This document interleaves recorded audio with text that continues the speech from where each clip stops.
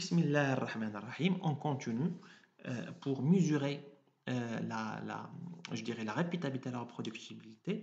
On avait dit dans la vidéo précédente qu'on doit disposer d'un tableau qui doit contenir les essais, les N essais de différents lots de 1 à Q distribués sur des laboratoires de 1 à P. Donc, euh, chaque laboratoire I a effectué N mesures sur l'échantillon J. Bien sûr, on doit calculer la moyenne de ces mesures-là et l'écart type de ces mesures-là. Maintenant, on va passer à la mesure de la répétabilité. Comment on va le faire? Mais déjà, on doit faire des tests.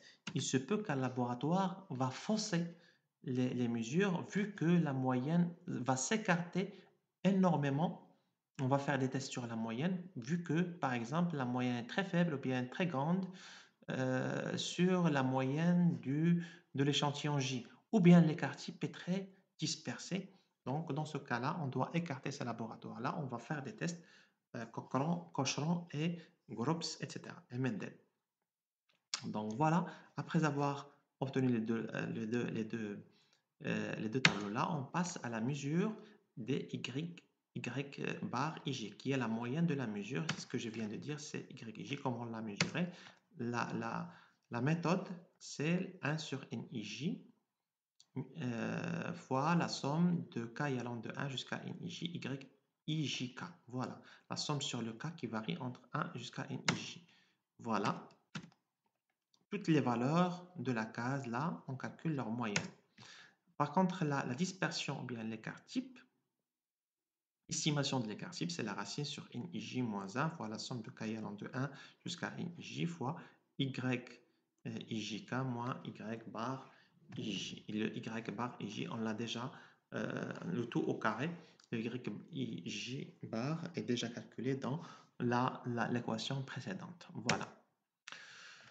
Donc, comme j'ai dit, on doit examiner ces valeurs-là, les valeurs YIJ bar et SIJ, vu qu'il se peut qu'il existe des laboratoires qui ont effectué ou bien qui ont eu des valeurs qui sont trop dispersées ou bien dont les valeurs ou bien les moyennes sont trop écartées par rapport par rapport à ce qui a été trouvé par les autres laboratoires qui ont de 1 à P.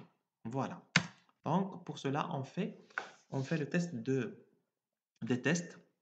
Donc, pour détecter la présence du laboratoire aux valeurs incohérentes ou aberrantes, pour cela, il existe deux méthodes. La technique graphique de cohérence ou bien test numérique des valeurs aberrantes.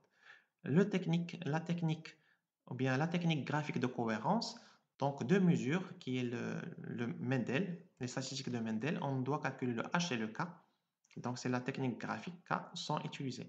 Le HIJ est égal à YJ bar moins YJ bar, 2 bar, divisé par 1 sur PJ moins 1 fois la somme de I allant de 1 jusqu'à PI fois YIJ bar, YJ 2 bar au carré. Et le KIJ est égal à SIJ fois la racine de PJ sur la somme sur la racine de la somme des SIJ au carré. Donc, ici, donc, il y a le YIJ, mais le Y de bar, c'est la moyenne de tout ça, la moyenne de tout ça.